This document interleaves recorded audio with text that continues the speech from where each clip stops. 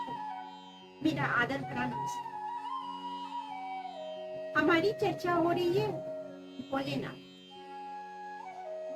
भोलेनाथ देवों के देव महादेव, औघड़दानी, शिव शंभु,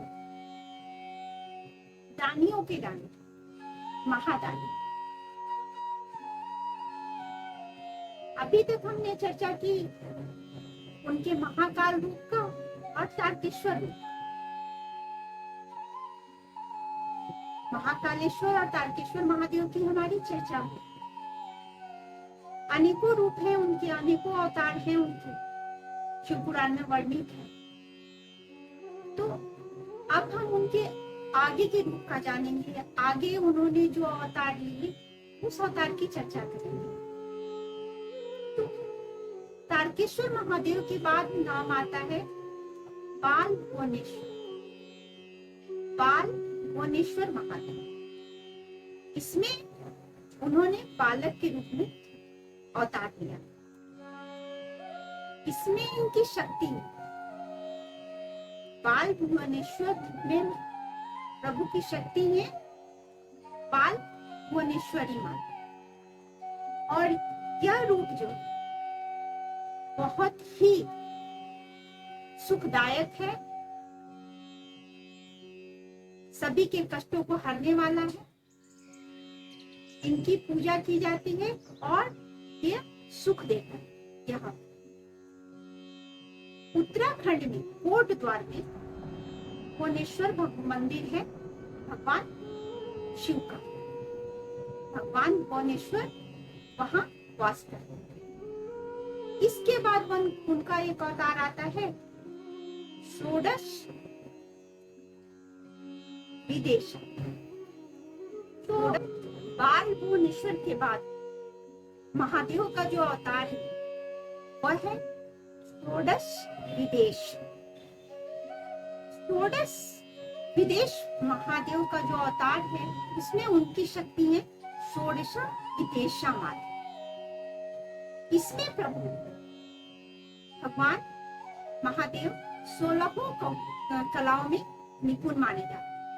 उनके पास ये 16 कलाएं हैं, 16 कलाओं से वो युक्त है, जिसमें तुष्टि, पुष्टि, शांति, सौंदर्य, विचार, ये सारी कलाएं आती हैं।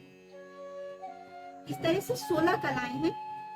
उन 16 कलाओं में वो निपुण होते हैं, उससे युक्त होते हैं। और यह संसार के लिए बहुत ही सुखदायक, फलदायक अवतार माना गया है। यूं तो सारे ही अवतार वैसे ही है, फलदायक ही है। उनका तो नाम का स्मरण ही, उनका नाम लेना ही जो है सो फल देने वाला है। तो इसमें तो कोई शंका ही नहीं है। भोलेनाथ का ये अवतार जो है सुख, समृद्धि, मोक्ष सभी को प्रदान। भोलेनाथ का एक अवतार भैरव, जो कि अत्यंत महत्वपूर्ण है। भगवान ने भैरव का रूप क्यों लिया, भैरव अवतार क्यों लिया? तो शिव पुराण में वर्णित, शिव पुराण में वर्णित है कि एक बार ब्रह्मा जी और विष्णु जी, इन दोनों के बीच अपनी शक्ति को लेकर के, अपनी मान्यता को लेकर के विवाद हुआ। दोनों ही अपनी शक्ति को उत्तम, सर्वाधिक, उच्चतम मानते रहे। दोनों के बीच विवाद बढ़ता गया। दोनों एक दूसरे के, दोनों ही अपने आप को महान कहना, बताने में लगे हुए थे। इसी बीच दोनों के मध्य से एक शक्ति उत्पन्न, एक प्रकाश उत्पन्न, एक ज्योति हुई।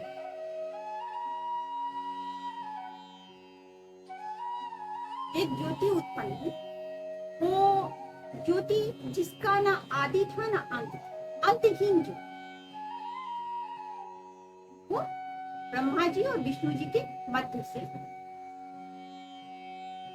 प्रकट हुई।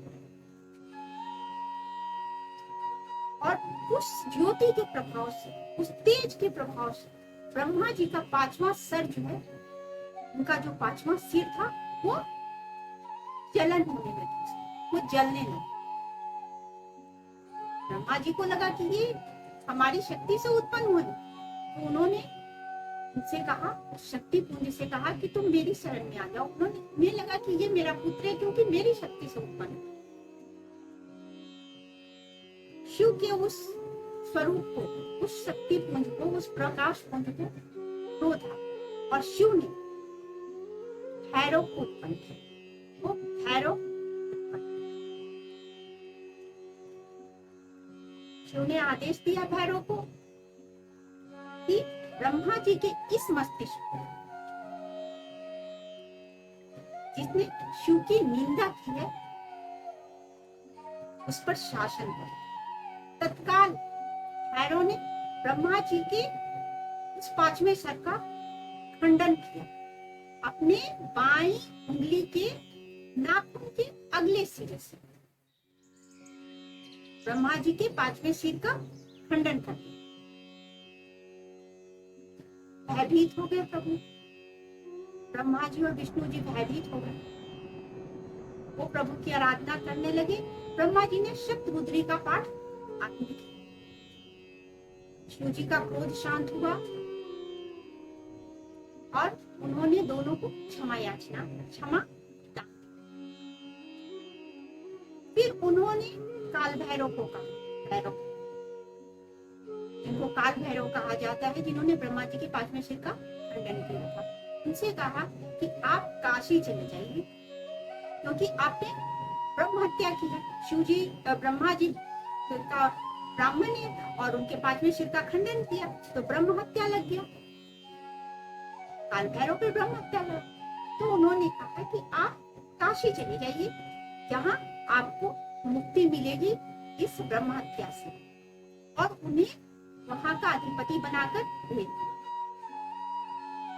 अब काल भैरव चले काशी की ओर। जब काशी की ओर चले तो पीछे पीछे ब्रह्म हत्या भी चलने लगी। विष्णु जी ने पूछा, आप इनके पीछे क्यों जा रही हैं? ब्रह्म हत्या से पूछा कि क्यों आप जा रही हैं इनके पीछे? ब्रह्म हत्या ने कहा कि अब तो काशी जाकर के मुझे मोक्ष की प्राप्ति। काशी में जाने से हर प्रकार के पापों का नष्ट हो जाता है। आप सभी को ये ज्ञात होगा। तो कोई भी दुख हो, तकलीफ हो, पाप हो, वहां जाकर के उसका नाश हो जाता है। तो ब्रह्म हत्या ने कहा कि मुझे तो मोक्ष की प्राप्ति करनी होगी, इसीलिए मैं काल भैरव के पीछे पीछे काशी जा रही हूँ। काल भैरव वहां पहुंचे। जब वो वहां पहुंचते हैं काशी में, तो उनके हाथ से साथ में जब वो चले थे, ये बता दूं, जब वो साथ में चले थे तो शिव जी ने उन्हें कहा था कि वो जो ब्रह्मा जी का सर जो है वो अपने साथ लेकर के चले। जब वहां पहुंचते हैं तो उनके हाथ में से चिमटा और वो सब जमीन पर गिर जाता है और काल भैरव उस पाप से मुक्त हो जाता है, ब्रह्म हत्या के पाप से मुक्त हो जाता है। इसलिए कहा जाता है कि अगर वहां जाकर के काशी नदी में पिंड दान किया जाए तो हर प्रकार के पाप से, पितरों का पिंड दान हो और वहां जाकर के पूजा अर्चना करते हैं तो हर प्रकार के पाप से हमें मुक्ति मिल जाती है। के बारे में एक और भी कथा है पुराण में कि जब माता सती ने अपना शरीर त्याग दिया था दक्ष प्रजापति के यज्ञ में, जब शिव की अवहेलना हुई थी, जब शिव की निंदा हुई थी, दक्ष प्रजापति ने जब शिव की निंदा की थी, तो माता सती ने क्रोध में आकर के, दुख में आकर के अपना शरीर त्याग दिया। और जब शरीर उन्होंने त्यागा तो प्रभु शिव भगवान भोलेनाथ अत्यंत क्रोधित हो गए और उन्होंने क्रोध से अपने शरीर से भैरव को उत्पन्न किया, जिसमें अष्ट भैरव का नाम प्रसिद्ध है। उसी अष्ट भैरव में काल भैरव भी आते हैं। तो उन्होंने अपने शरीर से भैरव को उत्पन्न किया, जिन्होंने तत्काल दक्ष के यज्ञ को तहस नहस कर दिया। फिर वहां से भोलेनाथ माता के शरीर को अपने कंधे पे लेकर के पूरे ब्रह्मांड का भ्रमण करना शुरू किया। वो इतने दुखी थे, इतने आहत थे कि उन्होंने सब कुछ त्याग दिया और माता के शरीर को अपने कंधे पे लेकर के वो ब्रह्मांड में भ्रमण करने लगे। विष्णु जी ने सोचा कि अगर प्रभु ऐसे रहेंगे तो फिर ये संसार चलेगा कैसे? अगर भोलेनाथ ऐसे शोकमग्न रहेंगे तो संसार की क्या दुर्गति होगी, संसार किस तरह चलेगा? तो विष्णु जी ने अपने चक्र से माता के शरीर को 51 टुकड़े कर, उन्होंने अपने चक्र छोड़े, दर्शन चक्र छोड़े और माता के शरीर के 51 टुकड़े हुए, जो 51 जगहों पे गिरे और वो माता की पीठ कहलाए। और तब भोलेनाथ, अब माता तो उनके पास थी नहीं, उनका शरीर तो 51 टुकड़ों में गिर पड़ करके अलग अलग जगह पे गिर गया। जब अंतिम टुकड़ा गिर गया तब भोलेनाथ निराश होकर के ध्यान में लीन होने के लिए चले गए। जाने के पूर्व उन्होंने लोगों को कहा कि हर शक्ति पीठ की आप रक्षा करेंगे, माता के शरीर की रक्षा करेंगे। इसीलिए भैरव को माता का गण भी कहा जाता है। तो जहाँ माता की पूजा होती है वहाँ भैरव की भी पूजा होती है, जैसा कि आपको ये ज्ञात होगा, आप लोगों ने देखा होगा। तो ये थी भोलेनाथ की भैरव रूप की कथा। ऐसी अनेक कथाएं हैं भोलेनाथ की, कई अवतार हैं। आगे भी हम अगले अवतार की चर्चा करेंगे, भोलेनाथ ने और कौन से अवतार लिए, और फिर उनकी महिमा की चर्चा होगी हमारी। भोलेनाथ का हर स्वरूप, चाहे वो भैरव का हो, चाहे महाकाल का हो, चाहे तारकेश्वर नाथ का हो, कोई भी स्वरूप रूप चाहे जो भी हो, सभी कल्याणकारी है। आप जिस रूप में भी उनकी पूजा करेंगे, जिस रूप में भी उनको याद करेंगे, जिस रूप में भी उनका स्मरण करेंगे, भोलेनाथ सभी भक्तों का, सभी याद करने वाले, स्मरण करने वाले का कल्याण करते। कहा गया है कि कलयुग में प्रभु का नाम ही आधार है। तो हम कुछ भी ना कर सकते, हमसे अगर कुछ भी नहीं हो सकता, अगर कोई पूजा नहीं हो सकती, कहीं हम किसी तीर्थ पे जा नहीं पा रहे, किसी भी कारणवश संसार में है तो कई कारण है, तो अगर किसी तीर्थ पे हम जा नहीं पा रहे हैं, पूजा नहीं कर पा रहे हैं, तो वैसे में अगर हम उनका स्मरण भी करते हैं, ओम नमः शिवाय का जाप करते हैं, तो हमारे लिए कल्याण का मार्ग खुल जाता है। और अगर प्रतिदिन हम नियम से भोलेनाथ को 1 लोटा जल अगर चढ़ाते हैं, तो फिर तो भोलेनाथ अति प्रसन्न। लेकिन फिर भी ये मैं अपने भरोसे, अपने विश्वास और अपने श्रद्धा से बोल रही हूँ कि भोलेनाथ हर बात पे प्रसन्न होते हैं। अगर आप चढ़ाते हैं तो भी वो प्रसन्न होते हैं, अगर आप नहीं चढ़ा पाए तो भी वो, ऐसा नहीं है कि वो प्रसन्न नहीं होते। नाम लेते रहिए, स्मरण करते रहिए, उनको ये याद रहेगा कि क्या मेरा नाम ले, वो आपको भूलेंगे नहीं। भोलेनाथ कभी भूलते नहीं, जिसने उन्हें पुकारा भोलेनाथ आते। तो ओम नमः शिवाय का जाप करें।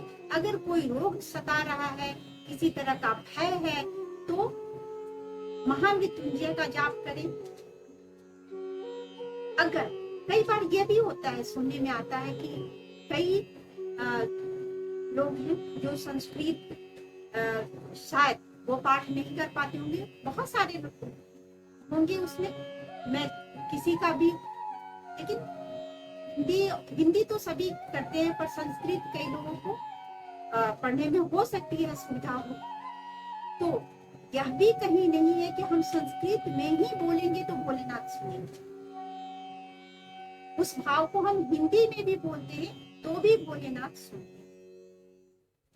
इसलिए आप उनका नाम लीजिए, स्मरण कीजिए, भोलेनाथ सबका कल्याण करेंगे। सारा रूप उनका कल्याणकारी है, सारे अवतार उनके कल्याणकारी हैं, उनका नाम कल्याणकारी है। और अपनी चर्चा को आज के लिए हम यहीं स्थगित करते हैं, विश्राम देते हैं अपनी चर्चा को। आगे हमारी चर्चा जारी रहेगी, तब तक के लिए खुश रहिए, स्वस्थ रहिए, भोलेनाथ का नाम लेते रहिए।